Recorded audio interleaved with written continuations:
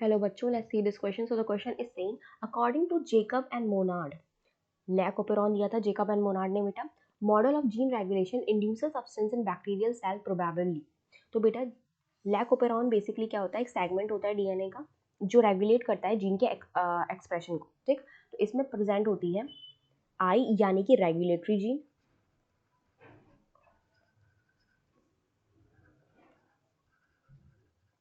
Promoter region जिससे bind करता है आरएनए पॉलीमरेज, और शुरुआत होती है जीन एक्सप्रेशन की यानी कि ट्रांसक्रिप्शन की, operator region, then we have some structural gene।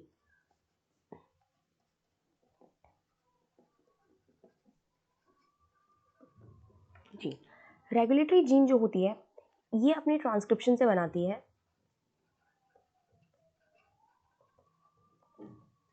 Messenger RNA, and then messenger RNA translate करके बनाता है, ट्रांसलेशन के थ्रू बनाता है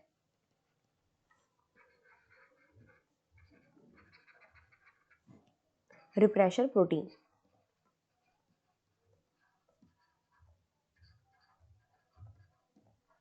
if this repressor protein bind to operator, अगर ये बाइंड कर जाती है ऑपरेटर से, तो लैक ओपेरॉन इफ बाइंड, तो लैक ओपेरॉन क्या हो जाएगा, switch off. Switch off, lac operon के स्विच ऑफ का मतलब होता है कि प्रमोटर रीजन से आरएनए पॉलीमरेज बाइंड नहीं कर पाएगा और आगे जाकर स्ट्रक्चरल जीन का क्या नहीं होगा, ट्रांसक्रिप्शन नहीं होगा। ठीक है, स्विच ऑफ कंडीशन में no transcription of structural gene.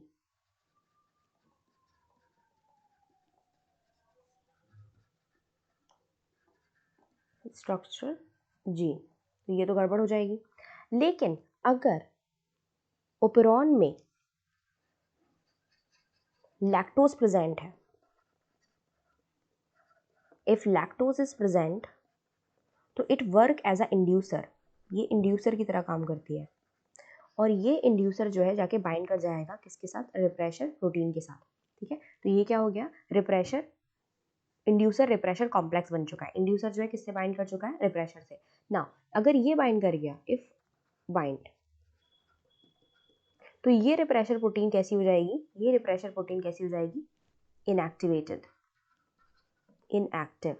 और ये इनएक्टिव प्रोटीन जो है बाइंड नहीं कर पाएगी। ठीक है, ये बाइंड नहीं कर पाएगी ऑपरेटर रीजन से, और इस केस में अगर ये बाइंड कर चुका है, इनएक्टिव हो गई, इस केस में ओपेरॉन क्या रहेगा, स्विच ऑन, स्विच ऑन, और स्ट्रक्चरल जीन की क्या होगा, ट्रांसक्रिप्शन शुरू हो जाएगा।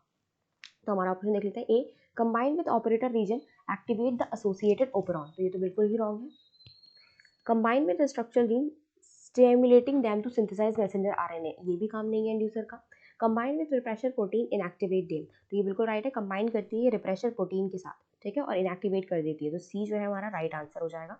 Combined with promoter region activating RNA polymerase, तो ये भी रॉन्ग है, C is the right answer. I hope आपको समझ में आया होगा। Best of luck.